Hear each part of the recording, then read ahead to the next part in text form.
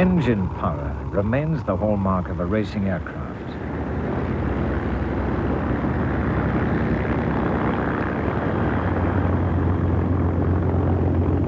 This is like the world's greatest flying museum. You know, you go to a wonderful museum and it's like having stuffed dogs. I mean, they don't bark, they don't eat. But when you come out here, you know, these Hummers work. And they're going to work like you'll never see them work anywhere else.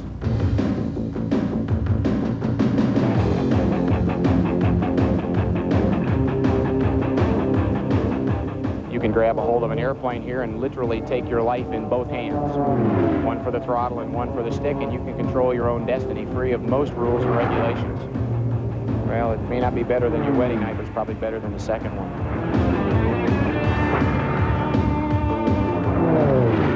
You know, adrenaline is a naturally induced narcotic, but it's stronger than most narcotics. And once you get it moving around in there, I mean, it's a rush that's hard to describe. And you get it when you get this puppy moving.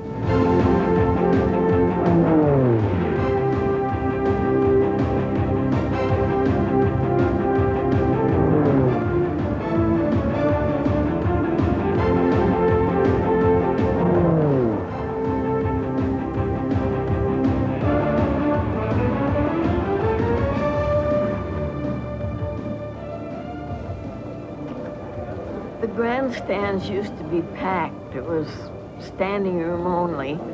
But I think it was partly the same motivation that the Roman crowds had, to come and see the Christians torn up by the lions.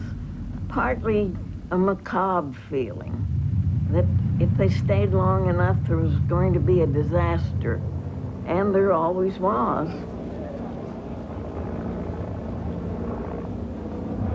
The cost in lives was high, but there were always new pilots waiting to race.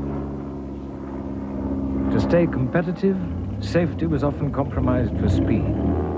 The tiny GB racer was nearly all engine, and it was very difficult to handle. One pilot who flew it was the Schneider winner, Jimmy Doolittle. If you take an airplane up in the air and just set everything just right, the airplane will fly itself. The unique thing about the GB is that if you took it up into the air, no matter what you did, if you let go of it, it took over, and apparently in an effort to destroy itself, you with it. But the GB was fast. In 1931, Lowell Bales, a racing pilot, took one to challenge the speed record for land planes held by the French at 278 miles an hour.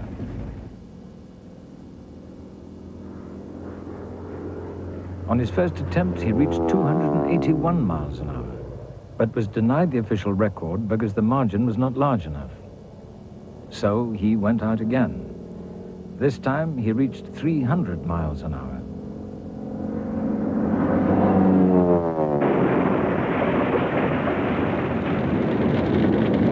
Bales was killed instantly. The following year, Jimmy Doolittle did break the record in a GB. He retired from racing shortly afterwards. Only 3 were ever built, and both the others crashed, killing their pilots.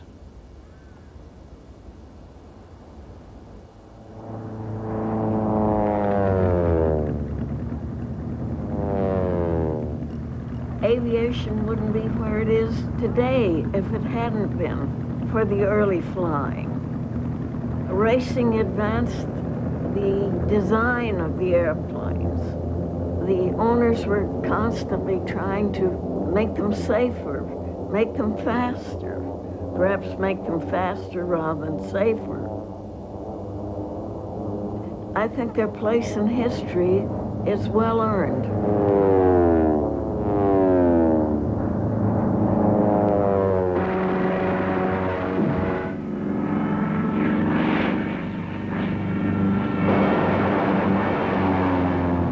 In the Battle of Britain in 1940, Hitler received his first real setback at the hands of the Royal Air Force. Victory was based on 2 British fighters, the Hurricane and the Spitfire. Of the 2, the Spitfire was the faster.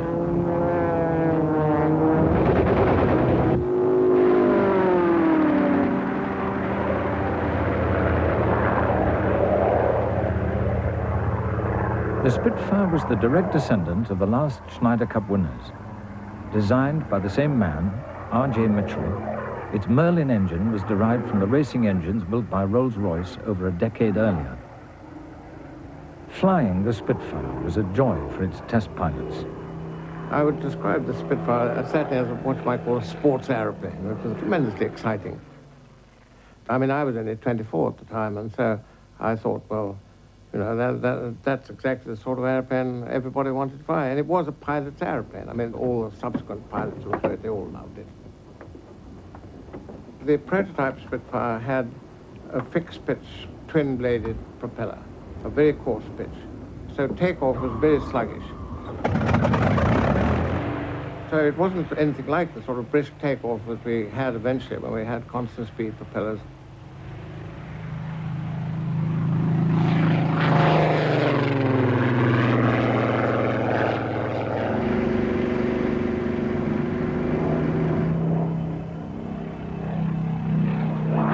Nearly all previous fighters in the Air Force had been air-cooled, and they therefore had rather large, bulbous engines. The Spitfire, with its 12-cylinder inline engine, had a beautiful, long, sort of sleek nose, and as an airplane, it had the look of a thoroughbred about it.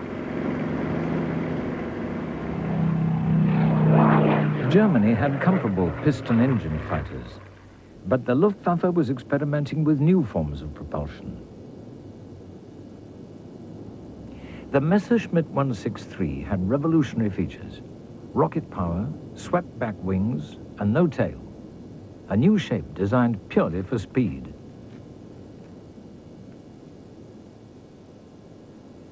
There was no room in the wings for a retractable undercarriage, so the wheels were designed to fall away after takeoff. Its fuel was a volatile cocktail of hydrogen peroxide, hydrazine hydrate, methyl alcohol, and water. Pilots had to be protected against the fuel, which would dissolve them. The aircraft was tricky to handle, and new pilots had yet another problem. There were no two-seat training versions, so their first flight had to be made alone. The rocket plane was so secret that seeing it for the first time came as quite a shock to its pilots.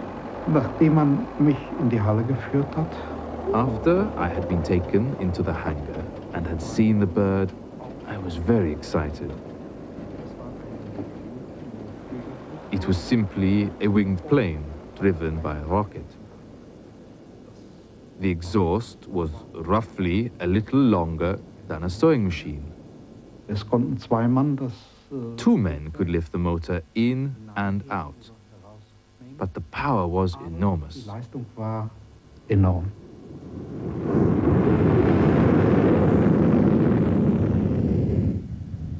Sie leistet The thrust of the rocket motor was approximately 1,700 kilos.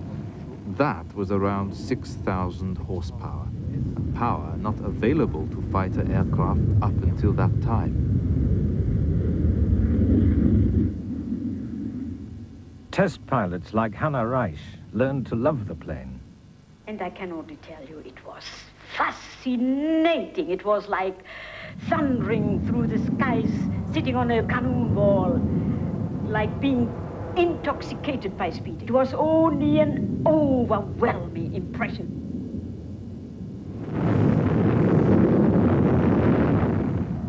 At the end of the airfield boundary, you already reached about 500 miles per hour, and with constant speed, you were climbing up in 1.5 to 2 minutes into a height of 30,000 feet.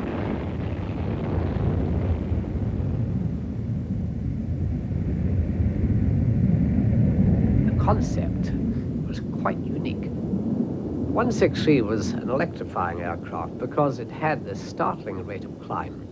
Normal fighters had a rate of climb of about 3,000 feet a minute. The 163 was climbing at 14,000 feet a minute initially. But of course, on the other side of the balance was the fact that it had very limited endurance. And indeed, if the throttle was held at full power in the rocket, it only had 3 minutes. In the closing stages of the war, the Messerschmitt 163 was used to intercept Allied bombers. Its scoring rate was disappointing, but it startled Allied crews. Two of them hit us. Actually, they appeared like a bat with the white exhaust coming out, and all of a sudden they turned and they came down vertically, and I realized that was something different. And for a moment, I was wondering, is this the secret weapon that Hitler's always saying he's going to hit us with? They just amazed us because they could outmaneuver and outrun any airplane that we had at the time.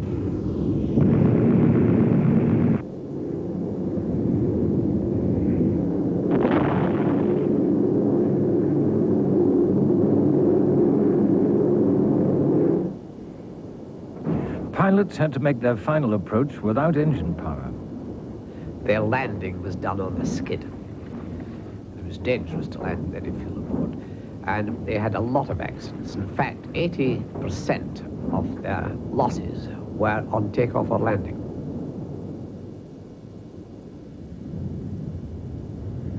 On one occasion, Hannah Reich had to land with the wheel still attached.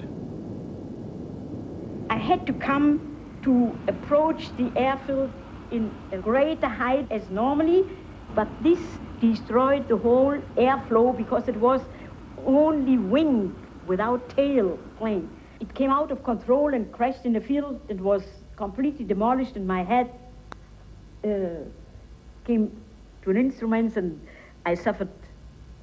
My nose was, I have an artificial nose, and it's quadruple of fractured head and vertebra broken and many things. So after having been 5 months hospitalized, I was well again, spurred on by the only burning wish to continue as test pilot.